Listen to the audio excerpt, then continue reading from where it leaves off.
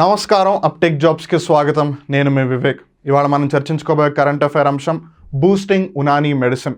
కొంతమంది దీనిని ఉనానీ అని పిలుస్తారు, కొంతమంది దీనిని యునానీ అని పిలుస్తారు.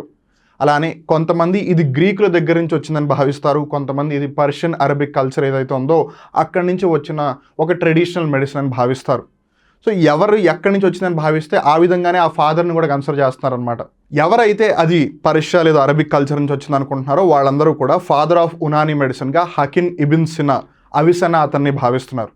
ఎవరైతే ఇది గ్రీకుల దగ్గర నుంచి వచ్చి ఉంటుంది అని భావిస్తున్నారో వాళ్ళందరూ కూడా ఫాదర్ ఆఫ్ ఉనానీ మెడిసిన్ హిపోక్రేట్స్ అని భావిస్తారు.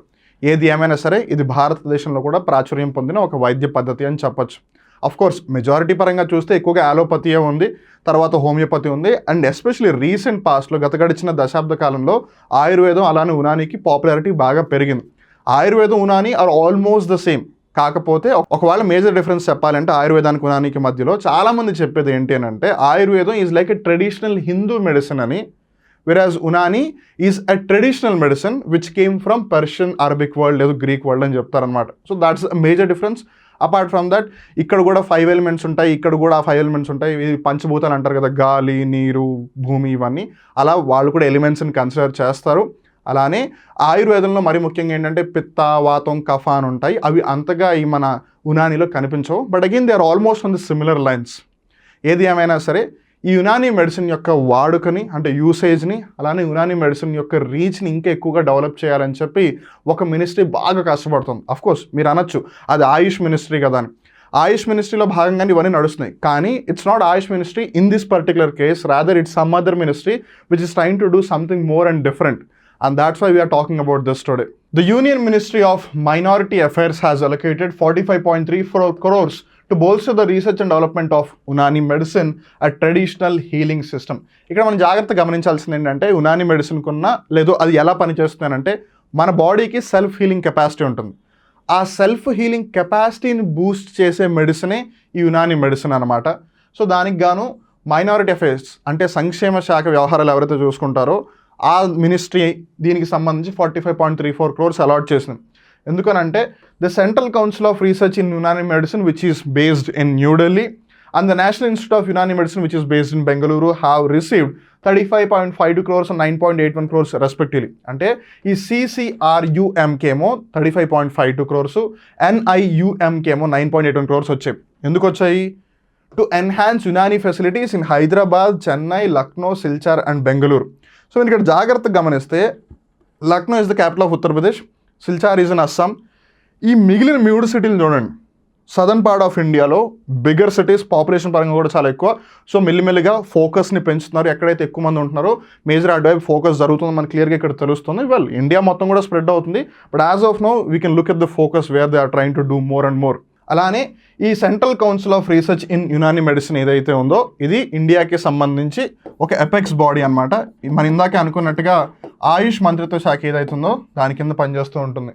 The grants have been disbursed under the centrally sponsored scheme ప్రధానమంత్రి జన్ వికాస్ కార్యక్రమ్. సో ఈ బూస్టింగ్ అంతా దేని ప్రకారం జరుగుతుందంటే ఈ ప్రోగ్రామ్ ప్రకారం అనమాట. ఇప్పుడు మీరు అనొచ్చు మళ్ళీ ఈ ప్రోగ్రామ్ ఏంటి, అసలు దీని గురించి చెప్పండి. నేను పేర్లను తెలుస్తాం. ప్రధానమంత్రి అంటే పిఎం, ఓకే. జన్ వికాస్ కార్యక్రమం is like a programme. Jan Vikas అంటే మనుషుల యొక్క అభివృద్ధి అని. జన్ అంటే జనాలు, ప్రజలు, వికాస్ అంటే అభివృద్ధి, డెవలప్మెంట్ అని అర్థం. సో డెవలప్మెంట్ అన్నప్పుడు బేసిక్గా కావాల్సింది ఏంటిది? ఎడ్యుకేషన్ కన్నా ముందు హెల్త్, తర్వాత skill development. These are the major things in the present day world to consider a person gets developed. అంతే కదా, ముందు ఆరోగ్యం బాగుండాలి, అప్పుడే వాళ్ళు ఏమైనా చేయగలరు.